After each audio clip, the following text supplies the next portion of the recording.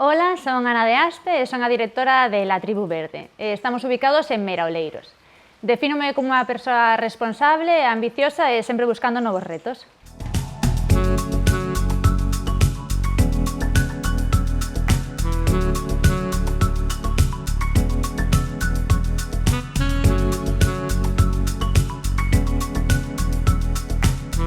La Tribu Verde é unha consultoría de sustentabilidade no sector cultural con enfoque no audiovisual. A maioría da xente pensa que un rodaxe non contamina, pero o certo é que ten un impacto ambiental alto. O consumo de enerxía, o desplazamento de vehículos diarios ao set, o aloxamento, o catering, o uso de materiais. E o que nos facemos é acompañar as produtoras, promotoras de eventos e festivais a reducir ese impacto ambiental. E facemos o cálculo da pegada de carbono para saber que impacto real tivo ese rodaxe. A idea do proxecto surdiu cando eu estaba vivindo en Madrid e estaba traballando nunha empresa de xestión de residuos, que é o que levo traballando dende hai varios anos. E tamén estaba estudando interpretación. Entón, tiña a sorte de poder ir a rodaxes, sobre todo comerciais.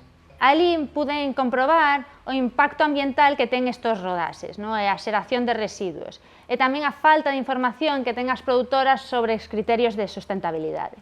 E decidín investigar sobre como introducir esta sustentabilidade no sector audiovisual, que dende hai varios anos xa se exixe desde as administracións un cálculo da pegada de carbono ou un plan de sustentabilidade no set. O que pasaba é que as produtoras non sabían como integrar estes criterios no día a día e tampouco como calcular a súa pegada de carbono.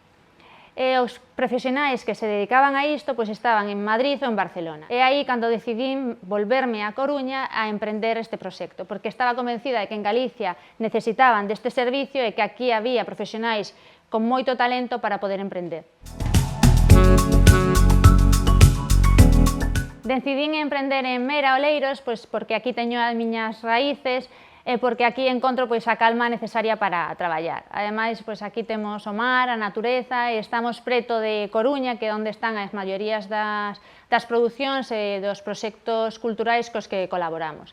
Ademais, penso que é unha declaración de intencións, que non é necesario marchar a unha gran cidade como é Madrid e Barcelona para poder emprender un proxecto innovador, sostible e tecnolóxico. Neste momento estamos traballando 4 mulleres. Eu estudei química e levo a parte máis técnica, Raquel Seijas leva a parte de marketing e divulgación en redes, Gabi Otero está no set axudando o equipo técnico a integrar as medidas de sustentabilidade e agora temos con nós tamén unha persoa de prácticas que é Clara, que nos está axudando a levar adiante este proxecto. Estamos nun momento en que estamos introducindo tamén formación, tanto alumnado como profesionais do sector, porque creemos que é necesario que tengan integrada esta nova forma de traballar. Eu son Raquel Seijas e encárgome de toda a parte de comunicación, divulgación e marketing na Tribu Verde. La Tribu Verde é un proxecto innovador porque combina a sustentabilidade cun sector moi concreto que é o audiovisual e faino desde un punto de vista tecnolóxico. Nos nacemos como unha IEBT, que é unha iniciativa de emprego de base tecnolóxica verificada pola Xunta de Galicia, o que significa que apostamos pola innovación e tamén por desenvolver algo novo. No noso caso, víamos moi claro que a verificación da sustentabilidade nos rodaxes era un lío, porque é un proceso moi manual que require unha chea de horas verificar toda esa documentación, todas esas fotografías, evidencias. É por iso que estamos no proceso de desenvolver a nosa propia ferramenta para automatizar todo isto. O noso obxectivo é que esta plataforma consiga recopilar e revisar toda esta información e xerar informes automáticamente, de forma moi sinxela e, por suposto, aliñada cos estándares que xa se están aplicando no audiovisual. Tamén estamos a desenvolver o Bosque da Cultura Galega, un bosque autóctono pensado para que tanto festivais como eventos como producións en Galicia poidan compensar as súas emisións de carbono neste bosque, iso sí, sempre despois de ter reducido e evitado ao máximo o impacto durante o proceso. Por exemplo, no caso dunha rodaxe vai emitir tantas toneladas de CO2. O obxectivo deste bosque é que esas emisións esa cantidad de emisións, poidan ser compensadas coa plantación de especies autóctonas, como poden ser castiñeiros, neste bosque e así poder compensalo. Obviamente, o que acabo de dicir, sempre despois durante o proceso, ter reducido e evitado esas emisións. Eu son Gabi Otero, veño do mundo da comunicación, o deseño, os eventos e a produción audiovisual e defínome como unha perseguidora de ideas innovadoras. No 2022 empezo a traballar no mundo da sustentabilidade audiovisual na rodaxe da segunda temporada de Rapa en Ferrol. Paralelamente tamén traballando como ecomanager en películas como Salta, como Fatum ou como Mi soledad tiene alas. Como retos neste sector tan novedoso, temos por unha parte que as produtoras tomen consciencia e apliquen a sustentabilidade de forma voluntaria e non só porque as plataformas o exixan ou porque as subvencións do Instituto de Cultura o requira.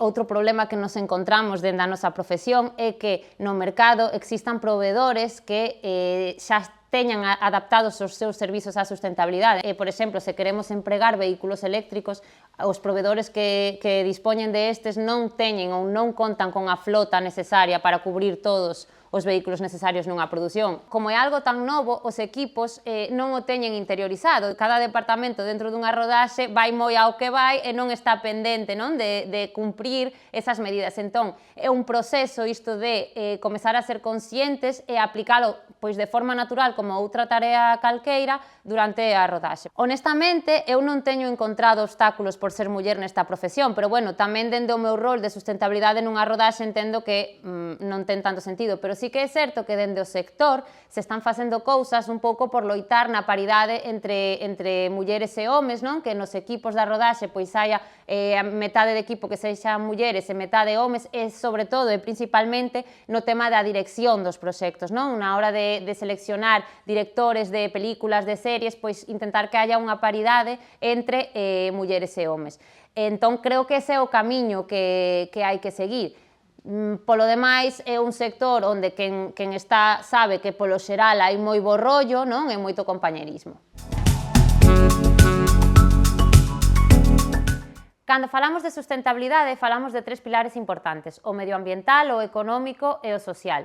Moitas veces tendemos a darlle máis importancia aos dous primeiros e restarlle un pouco ao social, pero creo que está nas nosas mans intentar equilibrar esos tres puntos, sobre todo porque, bueno, no sector das rodaxes audiovisuais téndese a ter xornadas moi largas, de moitas horas, e isto complica moitas veces a conciliación. Isto por parte das rodaxes, pero se xa nos vamos a un ámbito máis persoal, eu, por exemplo, son nai, entón temos que adaptar este tipo de xornadas non ás nosas necesidades propias pois para ter tempo de cuidar un ser vivo.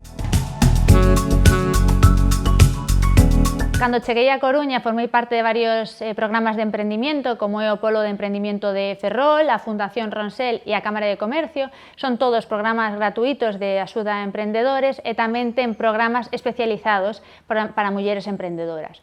E ali pois axudáronme a crear o modelo de negocio e leválo á práctica. En canto a axudas, fui beneficiaria do programa EMEGA, que é un programa para mulleres emprendedoras no rural da Xunta de Galicia, e iso permitiume contratar a Raquel. En canto a mentorías institucionais, formamos parte da Business Factory Climatec, que é un programa de aceleradoras de startups que é do clúster de Economía Circular de Galicia. E iso permitíronos que Pepe Coello, que é o director de AENOR en Galicia, sea o noso mentor e está axudándonos como a parte máis estratégica e innovadora do proxecto.